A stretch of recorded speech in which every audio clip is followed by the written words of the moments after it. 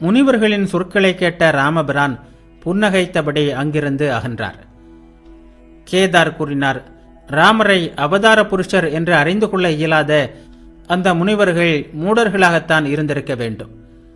ஸ்ரீராமகிருஷ்ணர் கம்பீரமாக கூறினார், இது மாதிரி பேசாதீர்கள். அவரவருடைய மனப்போக்கையும் மனப்பக்குவத்தையும் பொறுத்தது அது. ஒரே மீனை பல்வேறு முறைகளில் சமைத்து குழந்தைகளுக்கு தருகிறாள் தாய். சிலருக்கு புலவு செய்து தருகிறாள். அதை எல்லா குழந்தைகளாலும் ஜீரணிக்க முடியாது. அவர்களுக்கு மீன் குழம்பு தருகிறாள். யாருக்கு எது ஜீரணமாகுமோ அதற்கு ஏற்ப சமைத்து தருகிறாள். சிலர் வறுத்த மீன், மீன் சட்டினி போன்ற வகைகளை விரும்புகின்றனர். யாருக்கு எது பிடிக்குமோ அது. அந்த முனிவர்கள் ஞானிகள். எனவே அவர்கள் அகண்ட சச்சிதானந்தத்தை விரும்பினர். ஆனால் பக்தர்களோ பக்தியை அனுபவிப்பதற்காக அவதார புருஷர்களை விரும்புகின்றனர். இறைவனின் காட்சி பெற்றால் மனத்தின் இருள் விலகுகிறது. ஸ்ரீ ராமபிரான் சபையில் நுழைந்தபோது 100 சூரியர்கள் உதித்தது போல் சபையில் பிரகாசம் சூழ்ந்தது என்று புராணம் கூறுகிறது. அப்படியானால் சபையில் இருந்த மக்கள் ஏன் எரிந்து சாம்பலாகவில்லை என்று கேட்கலாம். அதற்கு பதில், அந்த பிரகாசம் பௌதிக பிரகாசம் அல்ல. சூரியன் உதித்தால் தாமரை மலர்கிறது அல்லவா, அதுபோல் சபையில் இருந்த எல்லோருடைய இதய தாமரையும் மலர்ந்தது. பக்தர்கள் முன் நின்று கொண்டு பேசிக் கொண்டிருக்கும் போதே குருதேவரின் மனம் ஒரேயடியாக புற உலக நினைவிலிருந்து விடுபட்டு அகமுகமாக திரும்பியது. இதய தாமரை மலர்ந்தது என்று சொன்னாரோ இல்லையோ, சமாதியில் ஆழ்ந்து விட்டார். குருதேவர் சமாதியிலேயே ஆழ்ந்திருந்தார். இறைவனுடைய தரிசனத்தை பெற்று அவரது இதய தாமரை மலர்ந்து விட்டது. சித்திரத்தில் வரையப்பட்ட உருவம் போல் நின்று கொண்டிருந்தார். புற உலக நினைவு இல்லை. அவருடைய முகம் ஒளி வீசியது. அதில் புன்னகை தவழ்ந்தது. பக்தர்களுள் சிலர் நின்று கொண்டிருந்தனர், சிலர் உட்கார்ந்திருந்தனர். பிரேமை பேரரசின் அந்த அற்புத திருவுருவை, இதுவரை காணாத சமாதி நிலையை அனைவரும் வைத்த கண் வாங்காமல் பார்த்து கொண்டிருந்தனர். நீண்ட நேரத்திற்கு பிறகு குருதேவரின் சமாதி கலைந்தது. அவர் நீண்ட பெருமூச்சு விட்டபடியே ராம் ராம் என்று பல முறை கூறினார். அவர் சொன்ன அந்த ஒவ்வொரு சொல்லும் அமுதத்தை பொழிவது போல் இருந்தது. பிறகு குருதேவர் உட்கார்ந்தார். பக்தர்கள் அவரை சுற்றி அமர்ந்து கொண்டு அவரை பார்த்து கொண்டிருந்தனர்.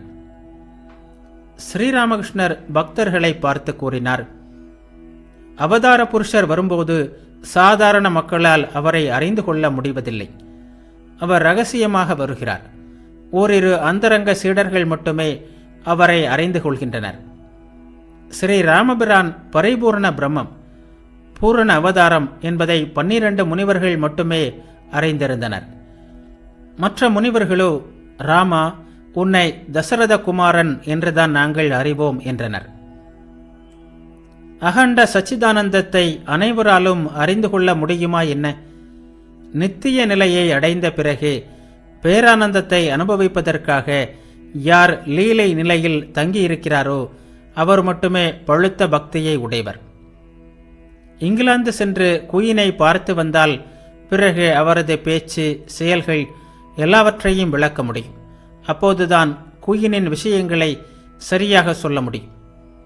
பரத்வாஜர் முதலிய முனிவர்கள் ராமரை துதித்து, ராமா, அந்த அகண்ட சச்சிதானந்தம் நீயே. நீ எங்களிடையே மனித உருவில் அவதரித்திருக்கிறாய். உண்மையில் நீ உன் மாயையை ஏற்றுக்கொண்டதால் மனிதனைப் போல் தோன்றுகிறாய் என்று கூறினார். பரத்வாஜர் முதலிய முனிவர்கள் ராமபிரானின் பரம பக்தர்கள். அவர்களுடைய பக்தி பழுத்த பக்தி. பக்தர்கள் இந்த அவதார தத்துவத்தை வியப்புடன் கேட்டுக்கொண்டிருந்தனர். என்ன ஆச்சரியம்! வேதம் யாரை அகண்ட சச்சிதானந்தம் என்கிறதோ, யாரை மன வாக்குகளுக்கு எட்டாதவர் என்று கூறுகிறதோ, அந்த பரம புருஷன் 5 அடி உயர மனித வடிவில் வருகிறார் என்று குருதேவரே சொல்கிறார். எனவே அது உண்மையாகத்தான் இருக்க வேண்டும். இல்லாவிட்டால் ராம் ராம் என்று உச்சரித்தவுடன் இவருக்கு சமாதி நிலை ஏற்படுகிறதே. இவர் கட்டாயமாக தமது இதய தாமரையில் ஸ்ரீ ராமபிரானை தரிசித்திருக்கிறார் என்று ஒரு சில பக்தர்கள் நினைத்து கொண்டனர். அந்த வேளையில் குன்னகரிலிருந்து சில பக்தர்கள் மிருதங்கம், தாளம் ஆகிய பக்கவாத்தியங்களுடன் கீர்த்தனம் செய்து கொண்டே வந்தனர். மனமோகன், நவாய் இன்னும் பல பக்தர்கள் குருதேவரது அறையின் வடகிழக்கு வராந்தாவை அடைந்தனர். குருதேவர் தாமும் கீர்த்தனையில் கலந்து கொண்டு தெய்வீக பித்தேறிய நிலையில் அவர்களுடன் சேர்ந்து பிரேமை பொங்க பாடவும் ஆடவும் தொடங்கினார். கீர்த்தனையின் போது அடிக்கடி சமாதி நிலை அடைந்து சிலையைப் போல் அசைவற்று நின்றார். அவர் அந்த நிலையில் ஆழ்ந்திருந்த போது பக்தர்கள் பெரிய பெரிய மல்லிகை மாலைகளை அணிவித்து அவரை அலங்கரித்தனர். ஸ்ரீ சைத்தன்யரே ஆழ்ந்த பரவச நிலையில் தங்கள் எதிரில் நின்று கொண்டிருப்பது போல் பக்தர்களுக்கு தோன்றியது.